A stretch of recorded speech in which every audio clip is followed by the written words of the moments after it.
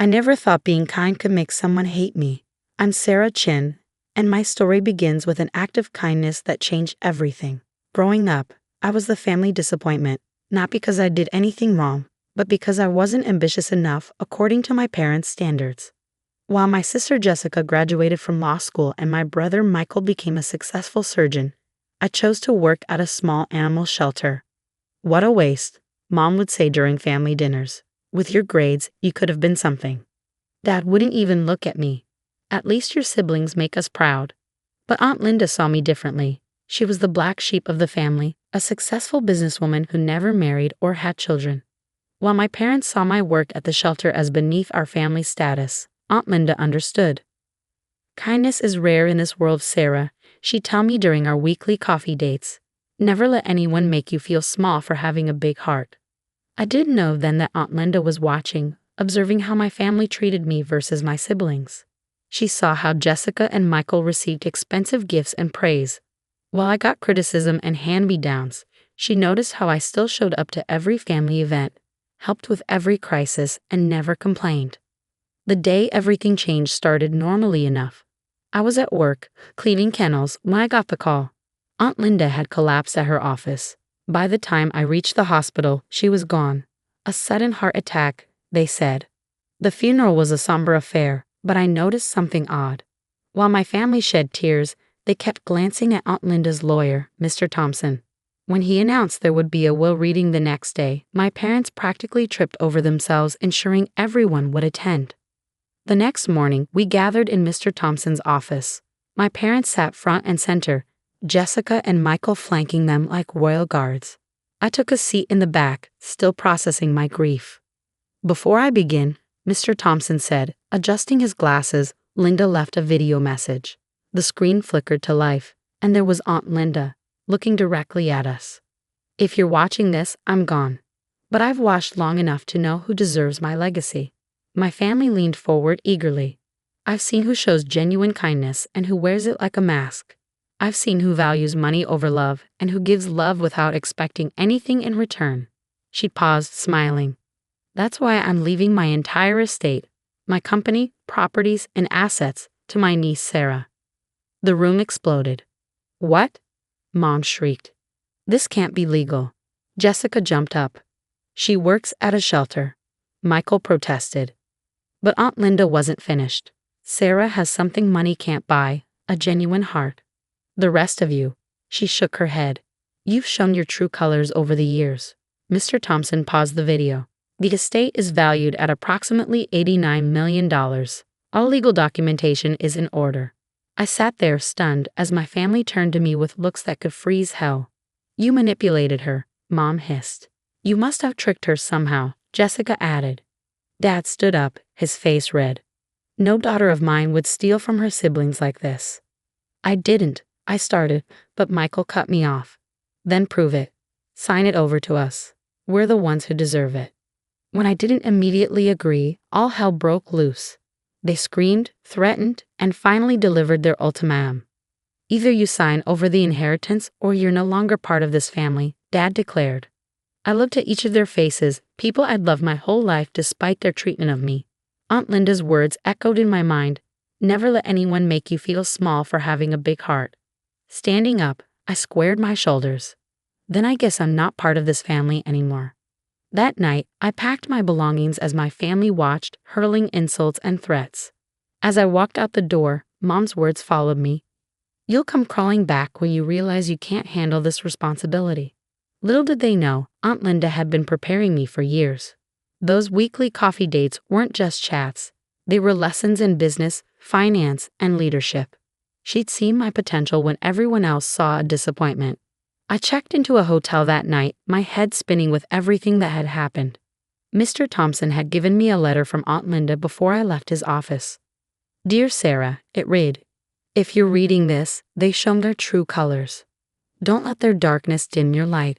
I've left you everything because I know you'll use it to make the world better. It's time to spread your wings, little bird.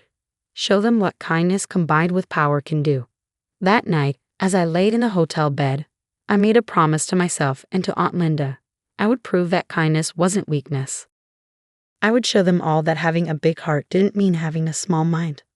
Little did my family know, their actions that day wouldn't break me, they would transform me into someone they never saw coming.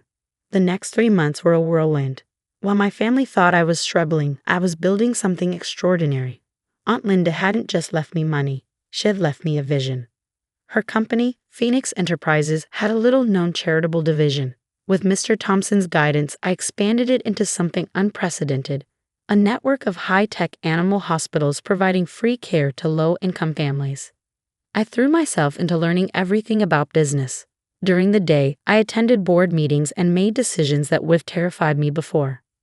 At night, I studied financial reports and business strategies until my eyes burned. But I never forgot my roots. Every weekend, I still volunteered at shelters. Though now I could do more than clean kennels. I funded renovations, paid for medical treatments, and created programs to help people keep their pets during financial hardships. The media caught wind of my story when our first major hospital opened. Shelter worker turned CEO revolutionizes pet care, made headlines across the country. I was invited to speak on morning shows about our mission. That's how my family discovered what I'd been up to. I was live on Good Morning America, discussing our latest initiative, when my phone started buzzing with texts and calls. My family had seen a confident woman in a tailored suit talking about combining business success with social responsibility. The messages started rolling in. Mom, sweetheart, we should talk. Jessica, you look amazing. Coffee soon. Michael, hey sis, remember when we were close? Dad, I always knew you had it in you. I ignored them all. 2 days later, they showed up at my office. The security team alerted me immediately. Aunt Linda had warned me this might happen. Should we send them away, Ms. Chen? My assistant asked. I thought for a moment. No, send them up. When they walked in, their jaws dropped. My office occupied the top floor of a gleaming skyscraper, with floor-to-ceiling windows overlooking the city. Awards and press coverage lined the walls. A photo of Aunt Linda and me sat prominently on my desk. Sarah, Mom started, tears in her eyes. We've been so worried. Have you? I kept my voice neutral. Or did you see me on TV and realize you made a mistake?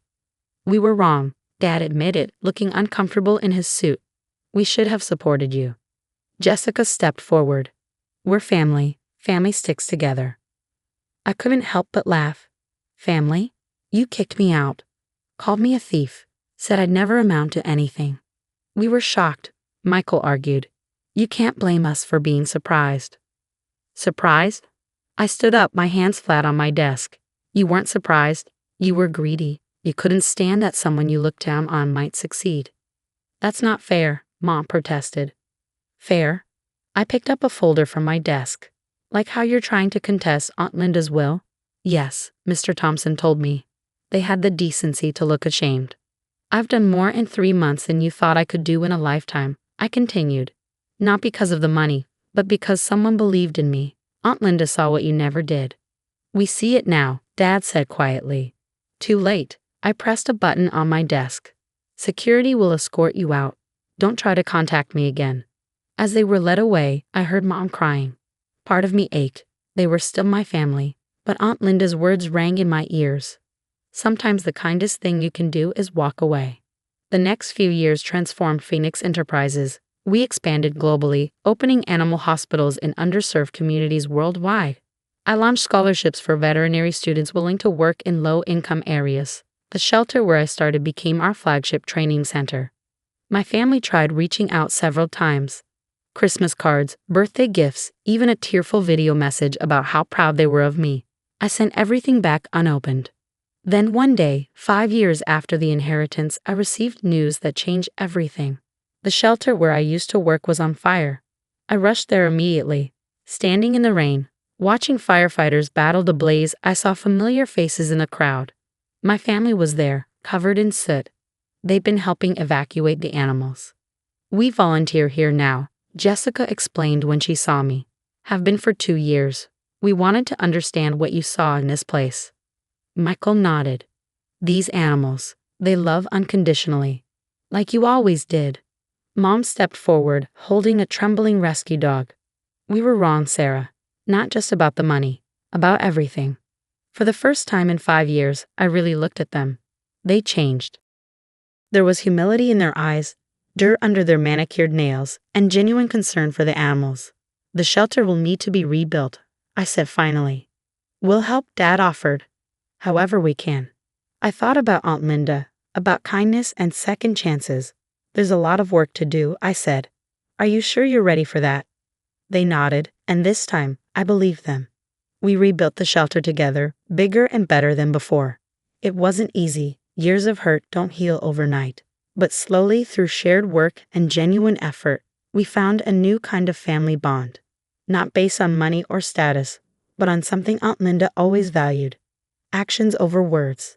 Today, Phoenix Enterprises is more than just a company. It's a testament to what happens when kindness meets opportunity. My family works alongside me now, not as entitled relatives, but as people who had to earn their places.